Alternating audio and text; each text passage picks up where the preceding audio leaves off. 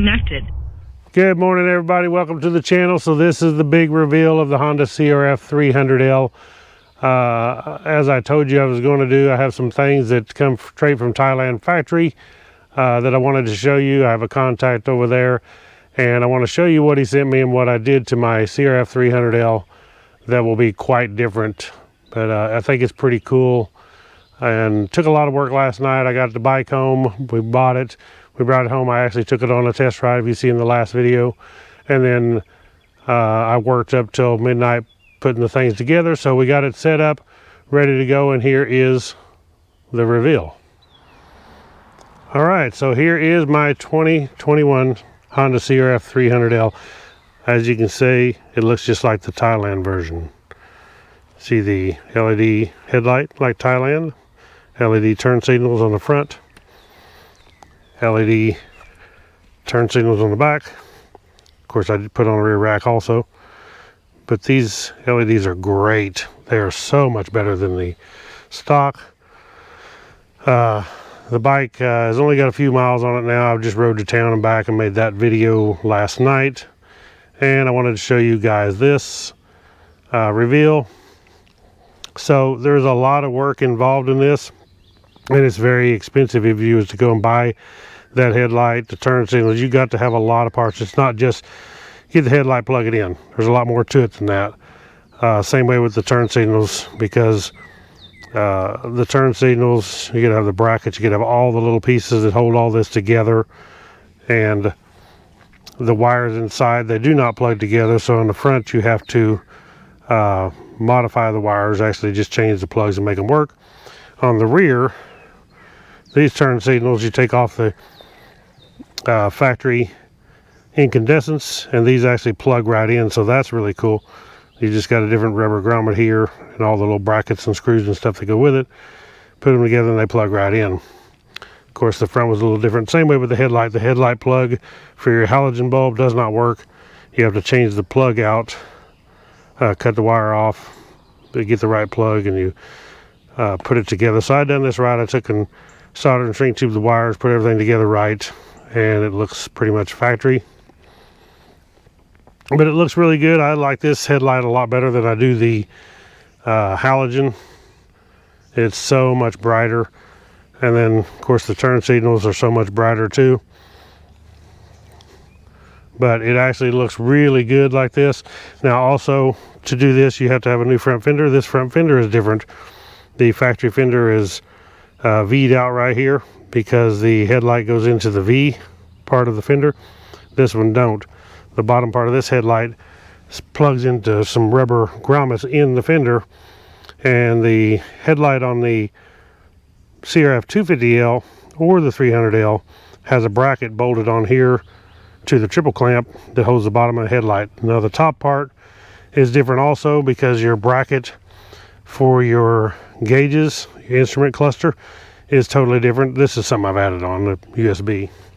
So just so you can see, this is the CRF300L headlight from a United States version, and on the right is the Thailand version LED headlight. You can see inside there and see that big old halogen bulb, which it's okay. I mean, it does the job. I like the looks of the Thailand version better. And this housing is a little bit different shape than the CRF250L. I believe it might fit on the same way, but it is a little bit different shape.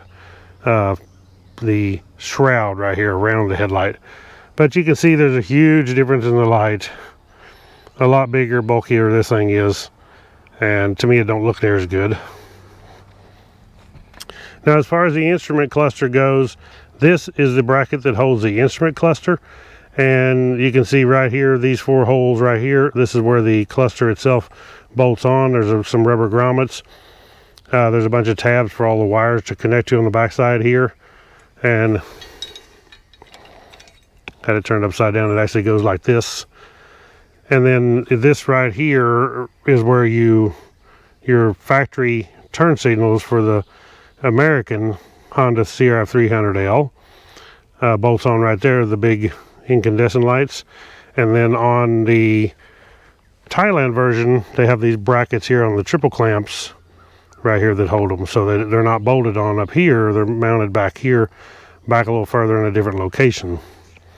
So you have to change this out, and there's quite a bit involved. I mean, of unplugging and fitting everything, getting all your wires in the right spot, making it work. Also, whenever you add these turn signals, of course, it's real easy to do. They did send me a flasher too, and the flasher is right under here. So you change out the flasher for the incandescent turn signals, and you put on the one for the LEDs. And here is the turn signals. You can see these are a little bigger and bulkier. They mount a little different. The rubber mount is totally different where it goes on to the bike itself. These are more solid mounted. These are flexible. It does have the 1157 bulb in it. You can see the amber lens on this, but these are amber actually once you light them up.